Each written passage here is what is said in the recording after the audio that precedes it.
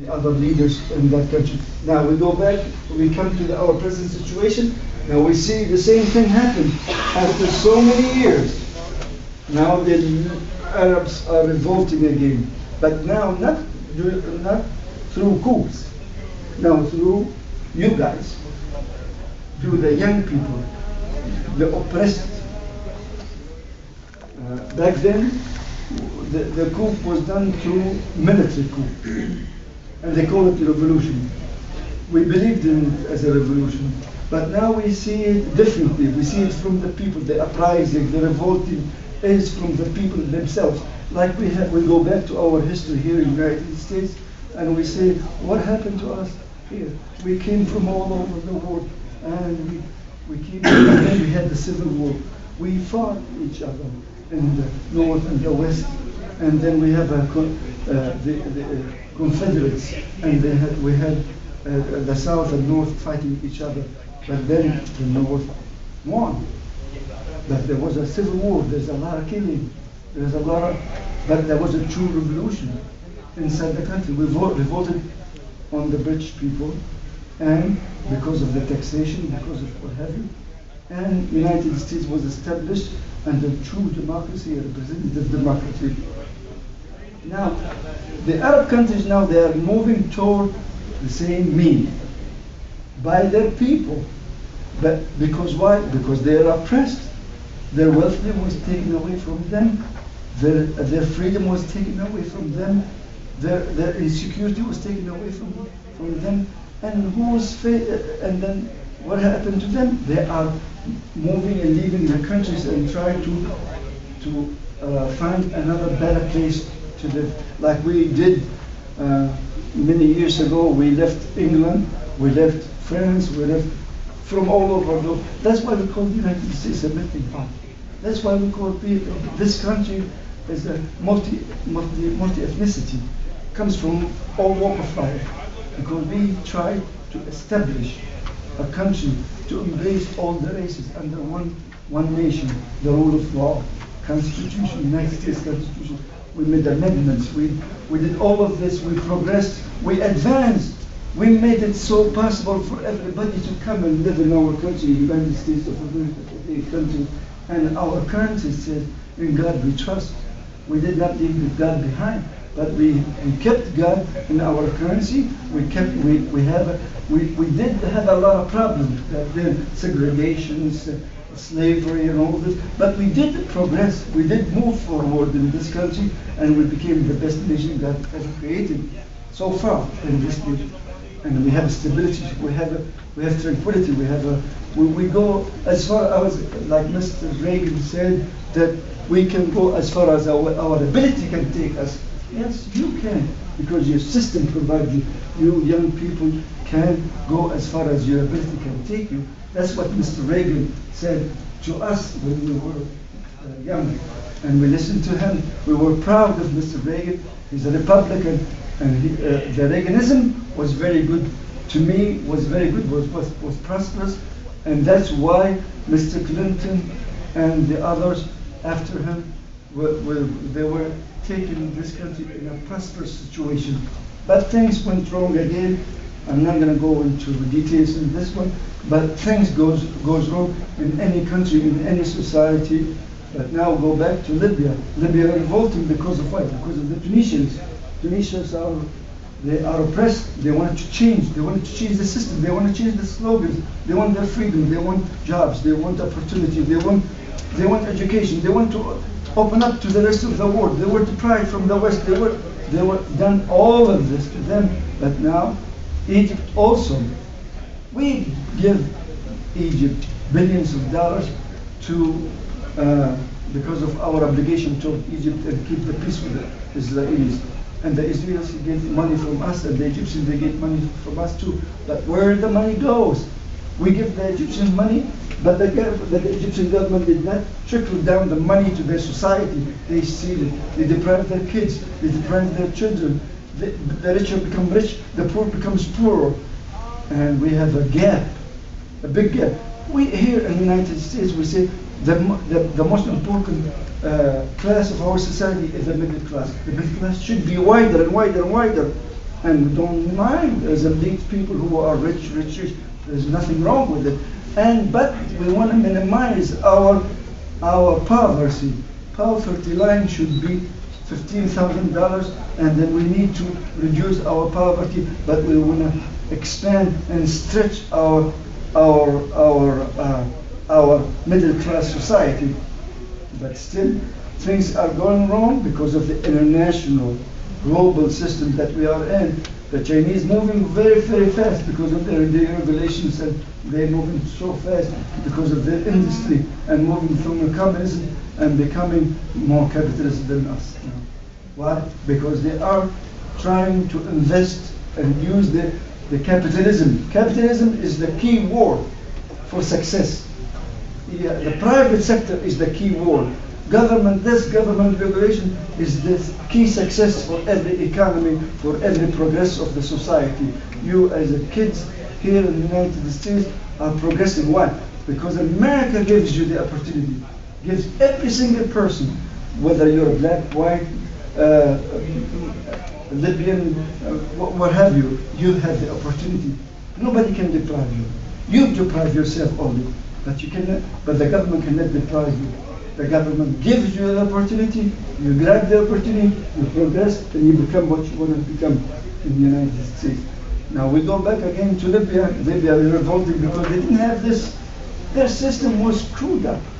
The system was taken away from them. The constitution that this gentleman, this person who fought very hard to establish a country, united three states. He united the three states: Syriaca, Tripolitania, and Fezzan, which is in the south. Three states. He united them. Gaddafi took over. He abolished the constitution. He did away with the constitution. Then he brought a system called the republic system. The republic system tried to be like the Nasser's system. The republic system, he became with a constitution. It's a temporary constitution when he abolished the main constitution. But then after 3 years or 4 years, he came up with a green book. The green book it's totally different. It's an idealistic theory that the rule of the people, by the people, for the people, democracy, direct democracy, and all this. There is no such a thing as direct democracy. We have a representative democracy. Everybody should be represented. We are the people to be an agent of each other, but you cannot all of us meet together in a big hall and decide for every single issue of a political, whether it's a political, whether it's a social, or whether it's an economical issue. So we designate people in the Congress as a representative of Congress people, and we elect people, and then that's how we move forward. Gaddafi did not believe in that. He believed in something different. He did not believe in the tradition. He called it a traditional political system. He did away with all of this. He went against the West. He against the Libyans. He went against the fellow Arabs. He brought the country back to square number one. And people, they are starving. People are not doing very good. The people who became very wealthy, those who are inner circles, those who steal from the government, because there is no management, there is no administrations, there is nothing. Everything is just, there's no rule of law, there's no nothing. Anybody can put his hand in the wealth of the nation and steal. And now when we do this here, we know that this person stole something from us. We know because we have a check and balance. We have a good political system, and we have a good administrative system here. So we know who steals and who doesn't steal, and everything is scrutinized. Over there is not scrutinized. Everything is just let loose, and that's what happened. People stole from the government, became so rich. They took the money and laundered it outside the country. He took money and laundered it outside the country. His fellow People laundered the money outside the country and they became rich, but the people became poorer and poorer, and they couldn't afford medical, they couldn't afford it. Education was abolished, and he did away with our formal education, which is the traditional education, like you go to school and graduate and then you get a degree and then find a private company or government or whatever, what have you, or you go overseas and you work for a company with a good salary. You start with $50,000, $40,000, $60,000. Over there is no such a thing. You work for the government, you're appointed by the government, it's totally controlled by the government. And that's why now we see something different. The people themselves, like you, young people, that are fed up with this, the internet, the mass communication nowadays made the people possible to realize what's going on, to see the other countries are advancing, they are going back. They were told stuff that doesn't make any sense to them. But when they looked at the Western society advancing, they looked at the Western society, they're doing much better than them. They're a rich country. It has oil, it has everything. It can be invested in, the money can be invested in their health, in education, in their progress, in everything. But they didn't find it. They found nothing, absolutely nothing. What did they find? What did they find? They found Gaddafi and his sons having palaces all over the world, air jet planes, and there's nothing wrong with having a jet plane if you earn it, but there's nothing wrong with having a palace if you earn it. But don't steal it from the people and deprive your own people. And you tell me because you are the son of the leader of Gaddafi, and you can have it. No, that's wrong. I'm not against anybody to become very rich. I'm against people who steals and who put their hands in the wealth of our society. Would you like to have a person come to our treasury and steal your bonds and money and your taxes that you pay, and you find a collect system? Do you like people to steal your social security and laundered in Swiss banks? No, we don't like that. We don't want to see that. But that's what happened in Libya. That's what happened in Libya because there is no good political system that the country go by and people elect the official and the righteous people for that position. And that's why Gaddafi now been toppled. Been toppled by whom? By those young people like you. They took the arms from him. They went inside the camps and they stole the arms that he once bought from the Soviet Union and from the Chinese people.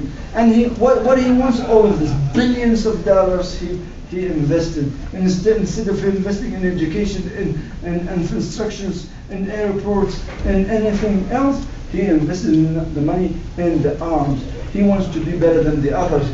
Now Gaddafi, when he was killed, the most people in Libya, they thought that he was a tall guy, but they didn't find him as a tall guy as they thought. Because he was wearing a boots, high boots, because he wants everybody to look up on him, but he looked down on them. But he was a midget, he was a short guy. He wasn't as tall as he's supposed to.